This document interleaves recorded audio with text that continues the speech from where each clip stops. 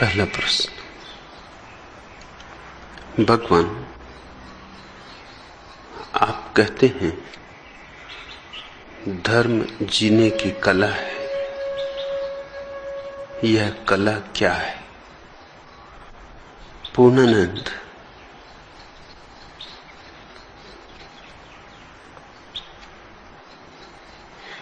मनुष्य सदियों से एक भ्रांत धारणा के अंतर्गत जिया है। वह भ्रांत धारणा थी कि धर्म जीवन का त्याग है, जीवन से पलायन है, जीवन से विरक्ति है। मनुष्य ने अब तक धर्म को निषेध की भांति लिया, नकार की भांति लिया। जीवन को इंकार करना सन्यास बन गया था, और जो जीवन को जितना इंकार करे उतना बड़ा संत था। इसके दुष्परिणाम होने सुनिश्चित थे, अपरिहार्य थे, और दुष्परिणाम हुए। इस धारणा के जितने दुष्परिणाम हुए उतने किसी और धारणा के नहीं हुए। इस धारणा ने मनुष्य की आत्मा को यूं पकड़ लिया जैसे किसी की देह को कैंसर जकड़ ले। इसका पहला परिणाम तो यह हुआ कि सिर्फ गलत लोग धर्म की तरफ आकृष्ट हुए। रुग्ण लोग, विक्षिप्त लोग, ऐसे लोग जो जीने में असमर्थ थे, जिन्हें नाचना नहीं आता था, उन्होंने जल्दी से मान लिया कि आंगन टेढ़ा है। यह मानना तो अहंकार को कठिन पड़ता है कि मुझे नाचना नहीं आता। यह मानना बड़ा सुगम, बड़ा सरल, अहंकार का पोषण करने वाला है कि मैं करूं भी तो क्या करूं, नाचूं तो कैसे नाचूं, आंगन जो टेढ़ा है। आंगन के टेढ़े होने से नाचने का कुछ लेना देना नहीं। नाचना आता हो तो आंगन टेढ़ा हो तो भी नाचा जा सकता है। नाचना ना आता हो तो आंगन बिल्कुल चौकोर हो तो भी क्या करोगे? मुल्ला नसरुद्दीन आंख के चिकित्सक के पास गया था। पूछने लगा, डॉक्टर साहब, चश्मा तो आप बनाए दे रहे हैं, चश्मा लग जाने पर मैं पढ़ने तो लगूंगा ना? डॉक्टर ने कहा, निश्चित ही, जरूर पढ़ने लगोगे। थोड़ी देर मुल्ला चुप रहा, फिर बोला, आप आश्वस्त हैं? आपको भरोसा है? सोच समझ के कह रहे, पढ़ने तो लगूंगा ना? डॉक्टर ने कहा, एक बार कह दिया कि जरूर चश्मा लग जाएगा तो पढ़ने लगोगे। नसरुद्दीन ने कहा कि मैं इसलिए दोबारा पूछ रहा हूं कि पढ़ना मुझे आता नहीं। पढ़ना ना आता हो तो चश्मा लग जाए तो भी ना पढ़ सकोगे।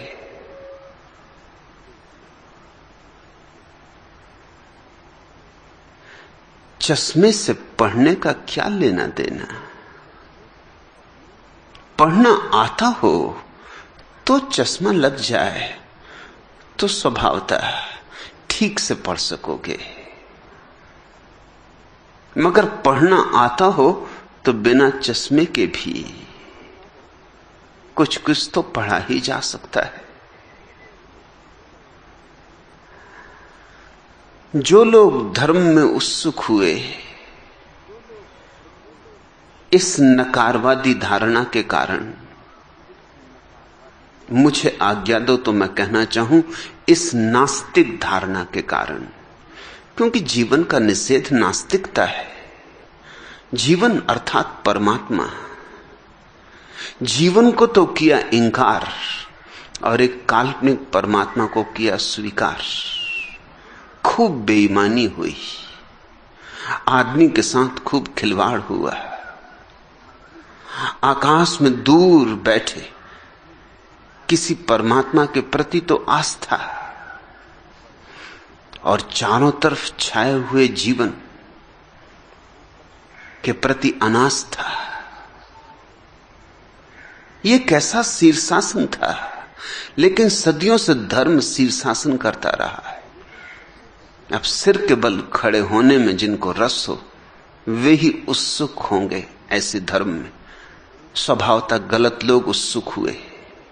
जो हारे हुए लोग थे, जो जीवन में जीत नहीं सके, जिन्हें जीवन में जीतने योग्य प्रतिभा भी न थी, जो जीवन में जीतने योग्य श्रम करने को भी राजी न थे, काहिल, सुस्त, आलसी, वे सब धार्मिक हो गए। जीवन ने जिन्हें सब तरह पछाड़ा था, वे जीवन से भाग खड़े हुए। जो जीवन की चुनौती का मुकाबला न कर सकते थे, जिनकी इतनी बड़ी छाती न थी, कमजोर थे, कायर थे, वे सब भगोड़े हो गए और धर्म ने उन्हें सुंदर आड़ दे दी, प्यारा पर्दा दे दिया, खूबसूरत ओट दे दी, एक बड़ा मनमोहक मुखौटा दे दिया। वे संत हो गए, महात्मा हो गए। थे वे केवल संतापग्रस्त, भयभीत, पराजित, भगोड़े, इससे ज्यादा कुछ भी नहीं। मगर उन्होंने अपने भगोड़ेपन को खूब दार्शनिक लिबास पहनाया, सुंदर सुंदर वस्त्र पहनाए, कुरूप से कुरूप बातों को ऐसी प्यारी सैद्धांतिक सजावट दी कि लगा वे जो कहते हैं वही सत्य है, और खूब शोरगुल मचाया, सदियों तक शोरगुल मचाया।